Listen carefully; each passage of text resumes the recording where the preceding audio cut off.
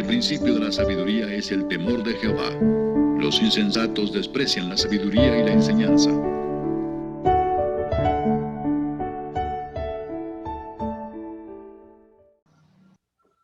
Vamos a ver entonces, vamos a revisar el ejercicio número 1 de los que dejamos de tarea, que dice: determine la expresión que generaliza el cálculo del área cuando el número de rectángulos es igual a n, para f de x igual a x al cuadrado más 2, en el intervalo de 0 a 1, utilizando alturas del lado derecho y anchuras iguales. Lo primero es establecer las condiciones del ejercicio, las condiciones del problema.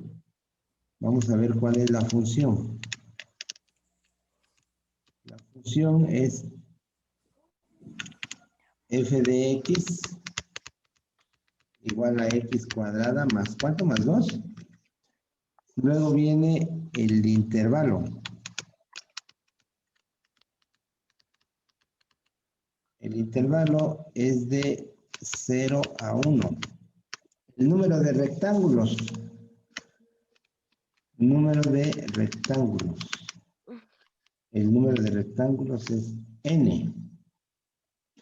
Después vienen las alturas. Las alturas que vamos a considerar son las del lado derecho. Lado derecho. Y después viene las bases de los rectángulos. También le podemos llamar ancho de los rectángulos. Y estos son regulares. Están ahí dadas las condiciones para el ejercicio. Está definida la función, está definido el intervalo, el número de rectángulos no está definido, ese está abierto, las alturas están definidas y las bases de los rectángulos también. Pues vamos a establecer la expresión general. Dice que el área que andamos buscando, el área total, va a estar dada por el área del rectángulo 1 más el área del rectángulo 2 más el área del rectángulo 3, así sucesivamente hasta el área del rectángulo enésimo. ¿Ok? Bueno. ¿Y cómo se calcula el área de un rectángulo? Pues multiplicando su base por su altura. Entonces, el área del rectángulo 1 va a estar dada por la base del rectángulo 1 multiplicada por la altura del rectángulo 1. El mismo caso para el rectángulo 2. Base del rectángulo 2 por la altura del rectángulo 2. Más la base del rectángulo 3 por la altura del rectángulo 3. Así sucesivamente hasta el área del rectángulo enésimo, que va a estar dada por la base del rectángulo enésimo por la altura del rectángulo enésimo. Vamos entonces a calcular las bases y las alturas, ¿verdad? Para calcular la base de los rectángulos, nosotros tomamos en cuenta el intervalo principal y el número de rectángulos. De acuerdo al intervalo, la base de cada rectángulo va a estar dada por 1 menos 0 sobre n, es decir, 1 sobre. Ahora vienen las alturas. Las alturas se van a calcular a partir de los puntos de partición. Entonces aquí le voy a poner alturas.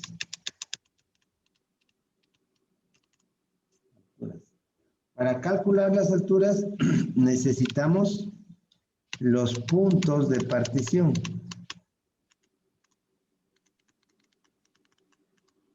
¿Dónde van a estar ubicados los puntos de partición? El primer punto de partición va a estar ubicado, ¿dónde? Como son alturas del lado derecho, ajá. Van a estar ubicados 1 sobre n y el segundo en 2 sobre n. El tercero en 3 sobre n y así sucesivamente hasta el último que va a estar ubicado en n sobre n. ¿Sí? Entonces, las alturas se van a calcular evaluando la función en cada uno de los puntos de partición, ¿verdad? Entonces decimos que la altura del rectángulo 1 va a estar dada por la función evaluada en el primer punto de partición, que es f de 1 sobre dn. La del rectángulo 2 va a estar dada por la función evaluada en 2 sobre n. La del rectángulo 3 en la función evaluada en 3 sobre n. Y la del rectángulo enésimo va a estar dada en la función evaluada en n sobre n. ¿De acuerdo, joven? Entonces ya tenemos la base y ya tenemos las alturas. ¿Sí? Con esa información ya podemos calcular el área. Entonces decimos, el área total va a estar dada por la base del primer rectángulo. ¿Cuánto mide la base del primer rectángulo? 1 sobre n. Por la altura del primer rectángulo. ¿Cuánto vale la altura del primer rectángulo? Pues la altura del primer rectángulo va a estar expresada por la función evaluada en 1 sobre dn. Y ya tenemos el área del primer rectángulo. Vamos a expresar el área del segundo rectángulo. Es la misma base porque todos miden lo mismo en su base. 1 sobre n. Y la altura la va a determinar la función evaluada en 2 sobre n. Más el área del tercer rectángulo. Es 1 sobre dn porque es la misma base. Multiplicada por la función evaluada en 3 sobre n. Así sucesivamente hasta el área del último rectángulo, que va a ser 1 sobre n, su base, multiplicada por la altura, que es la función evaluada en n sobre n. Pues vamos a escribir esto con la función ya evaluada. Entonces vamos a tener 1 sobre n, y como nuestra función es x cuadrada más 2, vamos a evaluar la función en 1 sobre n, que sería 1 sobre dn al cuadrado más 2. ¿Sale? Ahí está la función evaluada en 1 sobre dn. Más, voy ahora con el segundo rectángulo. 1 sobre dn multiplicando a la función evaluada en 2 sobre dn. La función evaluada en 2 sobre dn va a quedar así. 2 sobre dn al cuadrado más 2. ¿Sale? Más 1 sobre n multiplicando a la función evaluada en 3 sobre n. La función evaluada en 3 sobre n va a quedar así. 3 sobre n al cuadrado más 2. Esto va a ser sucesivamente hasta el área del último rectángulo, que va a ser 1 sobre dn multiplicado por la función evaluada en n sobre dn, que va a quedar n sobre dn al cuadrado más 2. Les aclaro, ¿verdad? Les hago ver que en esta sumatoria, porque ahí tenemos una suma de muchos términos, y eso va a ser a final de cuentas una sumatoria, ya podemos identificar fácilmente los números que se están incrementando de uno en uno, ¿verdad? Son esos los números, y no los vamos a perder, porque ellos nos van a ayudar a construir la sumatoria. Ahí vemos al 1, 2, 3, hasta n. Entonces no hay que perder de vista esos números. Muy bien, jóvenes. Entonces, a partir de esto, nosotros ya podríamos construir la sumatoria, ¿verdad? ¿Por qué? Porque aquí tenemos un término, otro término, n términos. Se puede construir la sumatoria. Entonces tenemos la sumatoria desde igual a 1 hasta n de 1 sobre dn por i sobre dn al cuadrado más 2. Esos son los términos que se están sumando de manera repetida. Entonces, miren, a partir de aquí, nosotros ya podemos ir desglosando todo esto, basándonos en las propiedades de las sumatorias y en sus teoremas. ¿De acuerdo? Para llegar a tener todo expresado en términos de n, pero sin la sumatoria. Entonces, tenemos que quitar la sumatoria, pero para poderla quitar, hay que expresar todo en forma de teoremas. ¿De acuerdo? Bueno, entonces, no tenemos ningún teorema que tenga esa estructura. Por lo tanto, tenemos que manipular la expresión, la estructura, para que adopte la forma que nos conviene y pueda ser sustituida por un teorema. Bueno, lo primero que vamos a hacer, jóvenes, es meter a esto, o mejor dicho, sacarlo de la sumatoria. Lo vamos a pasar para acá. ¿Por qué lo podemos hacer? Porque es una constante. ¿Por qué se dice que es una constante? Porque es independiente de la i. En esta sumatoria, el valor variable es la i, ¿sí? Y todo elemento que no tenga que ver con la i se considera una constante. Entonces, esto lo voy a poder escribir así. 1 sobre n de la sumatoria desde i igual a 1 hasta n. Ya está fuera la constante. De lo que queda. ¿Qué es lo que queda? I sobre n al cuadrado más 2. Primer paso, saqué la constante. Segundo paso, voy a aplicarle una sumatoria a cada término. Entonces, esta sumatoria le va a afectar a los dos términos que están dentro del corchete. Entonces, me va a quedar como 1 sobre n multiplicando a la sumatoria desde i igual a 1 hasta n de i sobre n al cuadrado, más la sumatoria desde i igual a 1 hasta n de 2. ¿Sale? Entonces, las sumatorias se las apliqué a cada uno de los términos que están dentro del corchete. Bueno, ¿qué más voy a hacer? Miren, esta que tenemos aquí ya está en condiciones de recibir un teorema, pero esta todavía no. Entonces, hay que desglosar la primera. Y para eso, pues hemos dicho que el cuadrado le afecta a los dos que están dentro del paréntesis. ¿Sí? Muy bien.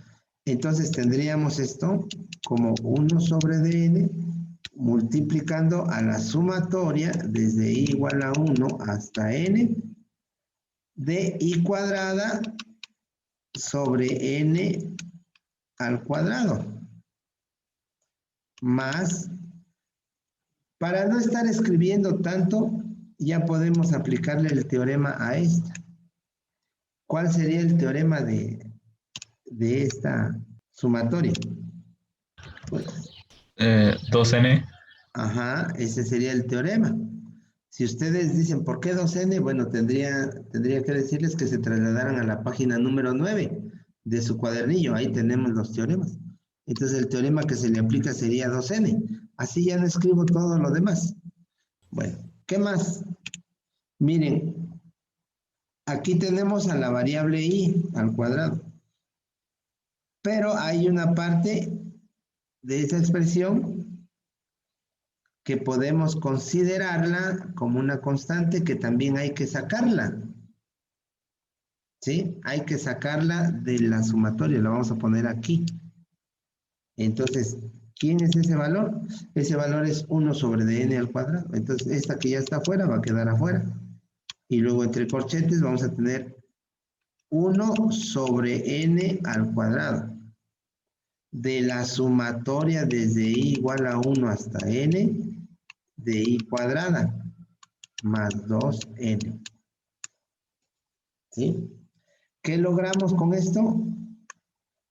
Que la sumatoria quedara ya lista para que le sea aplicado un teorema. Bueno, entonces, Vamos a hacer lo siguiente. Esto va a ser igual a 1 sobre dn, que multiplica a 1 sobre dn al cuadrado.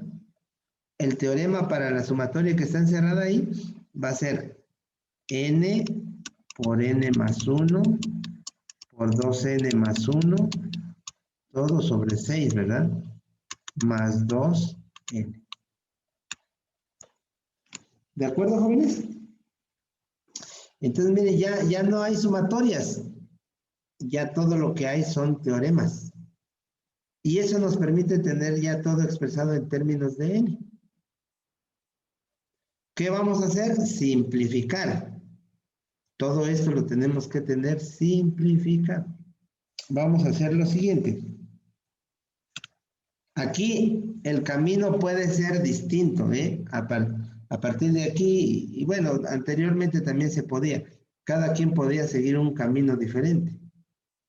Alguien, por ejemplo, diga, no, pues yo quiero hacer primero todo lo que está entre corchetes y al último multiplicarlo por 1 sobre dn.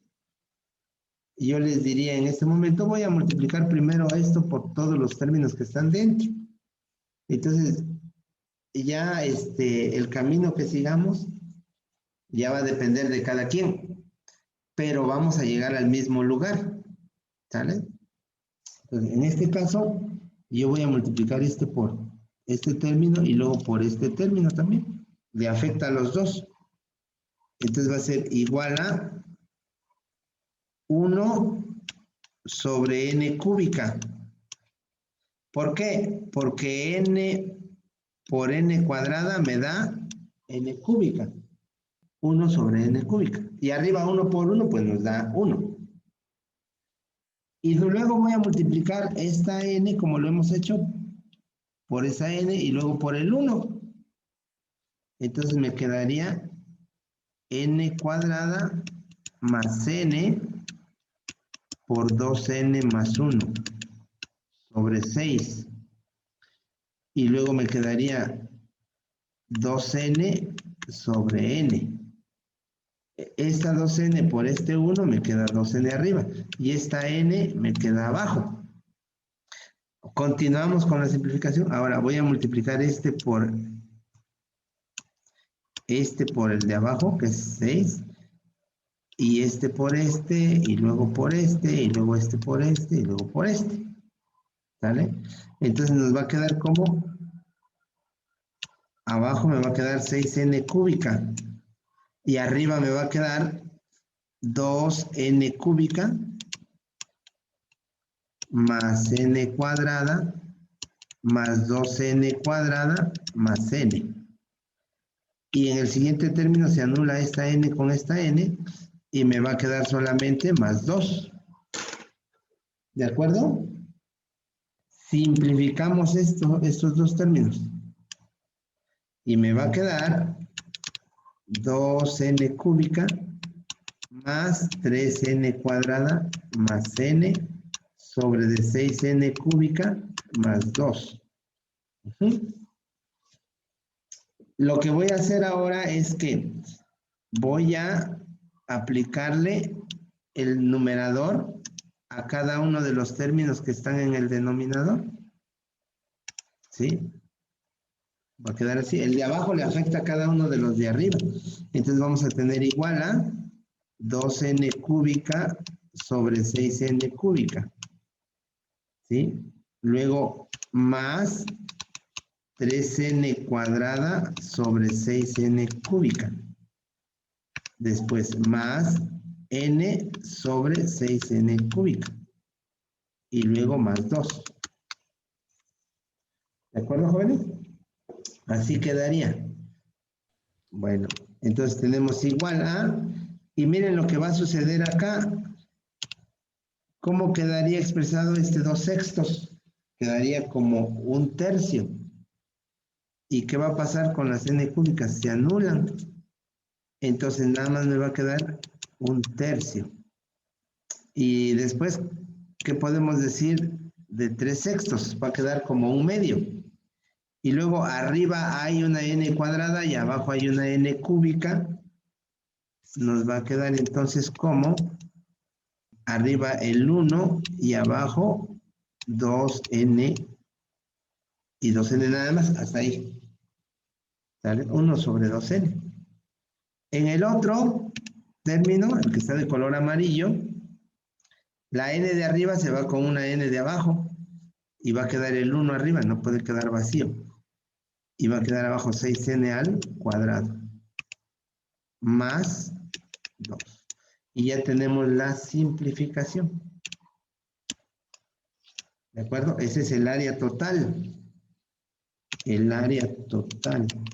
En términos de n. Aquí, ¿qué es lo que resta, jóvenes? Lo que resta es darle valores a n. Y de esa manera ustedes hallar el área aproximada. ¿De acuerdo? Entonces vamos ahora al ámbito gráfico. Me voy a WinPlot. En WinPlot, ¿cuál es la función? Va a ser x cuadrada más 2. Ahí está. El intervalo es de 0 a 1. Lo voy a marcar. Ecuación implícita, x igual a 1. Ajá. Entonces, lo que tenemos aquí es la gráfica, y miren, el área que vamos a poder calcular es esta, delimitada por el eje Y, por el eje X, por la recta que atraviesa el eje X en 1 y por la curva. Entonces, esa área vamos a poder calcular. ¿Sale? Bueno, con cualquier cantidad de rectángulos. Entonces, nos vamos a una integración integral. Recuerden que aquí se define el intervalo de 0 a 1. Y después el número de rectángulos, luego la posición de las alturas, y ya se calcula. Entonces vamos a ver, vamos a regresar a la expresión. Y voy a escribir aquí. Si a n le damos el valor de 100, ¿cómo quedaría el área total? Va a estar dada por 1/3 más 1 sobre 2 por 100 más 1 sobre 6 por 100 al cuadrado más 2. ¿Sí? Y esto se convierte ¿en qué? En 1/3 más 1 sobre 200 más 1 sobre 60,000, dijimos, ¿verdad? Más 2. A ver, calculamos eso, jóvenes, y díganme cuánto nos da. 2.338. Hay más números. 2.338. Bueno. 2.338 con 100 rectángulos. ¿De acuerdo?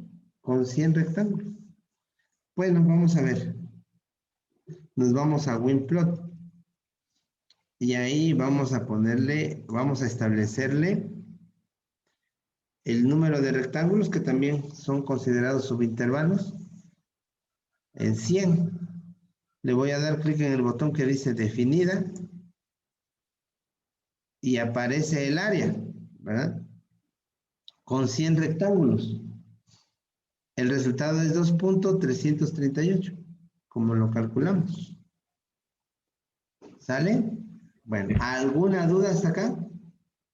Voy a borrar el cálculo que hice y me voy a referir a la última expresión. Entonces, si se les hiciera la pregunta que para qué me sirve esa expresión, pues la respuesta sería para calcular de manera aproximada el área debajo de la curva x cuadrada más 2 en el intervalo de 0 a 1, con rectángulos que tienen la misma base y cuyas alturas son las del lado derecho. Bueno, Vamos a ver, miren, lo siguiente. Vamos a dar el siguiente paso. Esa expresión que tenemos nos permite calcular de manera aproximada el área. Y va a ser tan aproximada como nosotros queramos. Pero a final de cuentas siempre va a ser una aproximación. ¿Sí? Ustedes pueden usar 10 rectángulos, 20, 100, 1000, 10,000 y hacer los cálculos correspondientes. En este caso, cualquier valor que le den a n, cualquier valor numérico que le den a n, los va a llevar a una aproximación. Mayor o menor, pero a final de cuentas va a ser solo una aproximación. Ahora, díganme ustedes qué podríamos hacer en este problema para dejar o para evitar que el resultado sea una aproximación y se vuelva un resultado exacto. Que yo me voy a aproximar más al área exacta a medida que aumente el número de rectángulos. Y en esta expresión, ¿quién determina el número de rectángulos? N. N. Entonces, miren, voy a escribirle aquí, que n sea igual a 10. N va a ser igual a 10, puede ser igual a 100, puede ser igual a 1000, puede ser igual a 10,000, puede ser igual a 100,000. A medida que yo aumente el número de rectángulos, el área va a ser cada vez más exacta. ¿Cuándo creen ustedes que voy a llegar al área real? Bueno, cuando el número es más grande, pero y sí, este número lo podemos hacer más grande cada vez, pero siempre va a ser una aproximación. Lo que va a ocurrir aquí, jóvenes, es que para encontrar el área exacta, tenemos que hacer que n sea infinito. Entonces, podemos hacer el cálculo para 10, para 100, para 1000, para 10,000, para 100,000. Vamos a hacerlo con infinito. Entonces decimos, si n es igual a infinito, la expresión quedaría 1 sobre infinito más 1 sobre 2 por infinito más 1 sobre 6 por infinito más 2. ¿De acuerdo? Ahí estamos incluyendo al infinito. El primero no sería un tercio.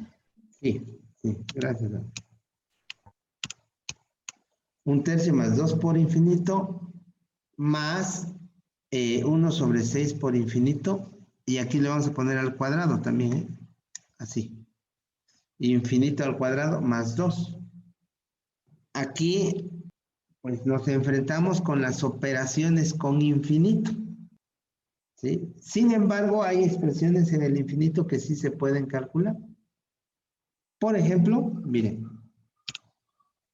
aquí tendríamos un tercio y voy a expresar un medio y luego 1 sobre infinito más un sexto y luego 1 sobre infinito por 1 sobre infinito más 2. Y en las operaciones de infinito sí están definidas estas. ¿Cuánto es 1 sobre infinito? 1 sobre infinito es 0. Entonces, aquí nosotros podemos decir que esto se anula porque va a dar 0 y esto se anula. Y el resultado va a ser un tercio más 2. Es decir, 7 tercios. Cuando los rectángulos se vuelven infinitos, eso va a afectar a un parámetro dentro de los mismos rectángulos. ¿Sí? Lo podemos ver en WinPlot, jóvenes. Miren, ahí ya son 100 rectángulos, pero vamos a ponerle 10. 10 rectángulos. ¿Sí? Ahora le pongo 11, y luego 12, y luego 13. Así sucesivamente. Y me estoy moviendo hacia el infinito, digamos. ¿Qué consecuencias trae que se incremente el número de rectángulos? infinitamente. Que se vuelvan líneas. Exactamente, que va a llegar un momento en que los rectángulos se vuelvan tan delgados que podríamos imaginarnos que su base sería un punto. Aunque una línea pues no es un rectángulo, pues, pero para imaginarlo tenemos que hacer eso. Hemos encontrado el resultado de 7 tercios. Nos dirigimos ya a las integrales. Estamos a un paso de llegar a las integrales. ¿Qué se hace con las integrales? En el caso de las integrales, miren, nosotros vamos a expresarlas así. Aquí tenemos 0 y aquí tenemos 1. Ese es el intervalo que nos interesa. Y luego la función, nuestra función es x cuadrada más 2. Y aquí le voy a poner de x. Ahorita van a entender por qué de x. Entonces, ¿cómo se resuelve esa integral? Ahorita lo vamos a hacer antiderivando, ¿verdad? Entonces, ¿cuál sería la antiderivada de x cuadrada más 2? 1/3 de x cúbica más 2x. Ah, exactamente. 1/3 de x cúbica más 2x. Ahí no va la constante porque esta integral se llama definir. Esta integral la vamos a evaluar en el intervalo de 0 a 1. ¿Cómo quedaría evaluada en 1? En 1 quedaría 1/3 de 1 al cubo más 2 por 1. Ahí está evaluada en 1. Menos la misma expresión evaluada en 0. Y quedaría 1/3 de 0 al cubo más 2 por 0. ¿Sale? Todo esto, jóvenes, va a ser 0. Y nada más nos queda evaluar esto, ¿verdad? Entonces, 1 al cubo es 1 por 1/3, 1/3. 2 por 1 es 2. Entonces, el resultado de esto es 7 tercios. Lo que obtuvimos aquí.